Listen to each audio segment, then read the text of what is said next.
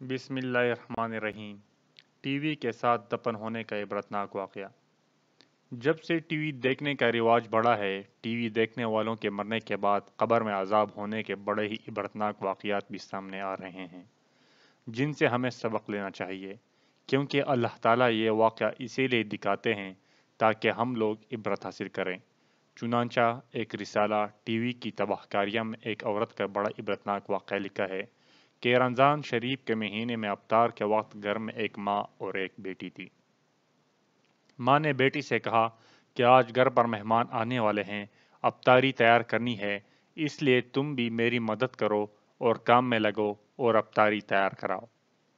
بیٹی نے صاف جواب دیا کہ اماں اس وقت ٹی وی پر ایک پروگرام آ رہا ہے، میں اس کو دیکھنا چاہتی ہوں، اس سے فارغ ہو کر کچھ کروں گی۔ چونکہ وقت کم تھا، اس لیے ماں نے کہا کہ تم اس کو چھوڑ لو، پہلے کام کراؤ۔ مگر بیٹی نے ماں کی بات سنی انسنی کر دی اور پھر اس خیال سے اوپر کی منزل میں ٹی وی لے کر چلی گئی کہ اگر میں یہاں نیچے بیٹھی رہی تو ماں بار بار مجھے منع کرے گی اور کام کے لیے بلائے گی۔ چنانچہ اوپر کمرے میں اندر جا کر کنڈی لگائی اور پروگرام دیکھنے میں مشغول ہو گئی۔ نیچے ماں بیچاری آواز دیتی رہ گئی، لیکن اس نے کچھ پرواہ نہ کی۔ پھر ماں نے افطاری کے لیے جو تیاری ہو سکی کر لی۔ اتنے میں مہمان بھی آ گئے اور سب لوگ افطاری کے لیے بیٹھ گئے۔ ماں نے پھر بیٹی کو آواز دی تاکہ وہ بھی آ کر روزہ افطار کر لے، لیکن بیٹی نے جواب نہیں دیا تو ماں کو تشویش ہوئی۔ چنانچہ وہ اوپر گئی اور دروازے پر جا کر دستک دی اور اس کو آواز دی، لیکن اندر سے کوئی جواب نہیں آیا۔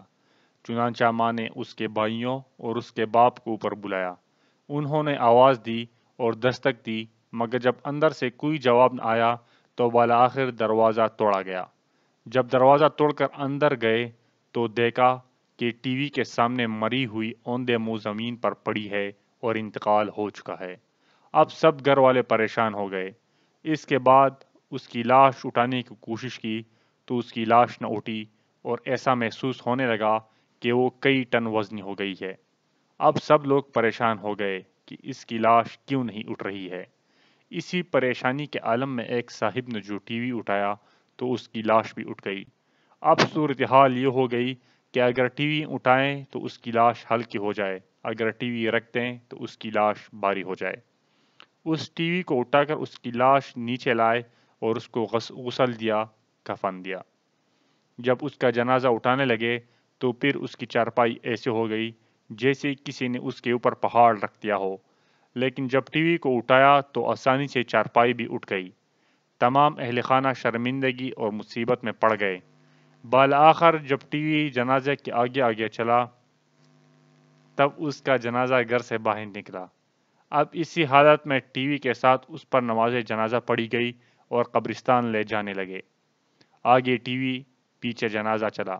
پھر قبرستان میں لے جانے کے بعد جب میت کو قبر میں اتارا اور قبر کو بند کر کے اس کو ٹھیک کر کے جب واپس لوگ جانے لگے تو لوگوں نے کہا کہ اب ٹی وی واپس لے چلو۔ لیکن جب ٹی وی اٹھا کر لے جانے لگے تو اس لڑکی کی لاش قبر سے باہر آ گئی۔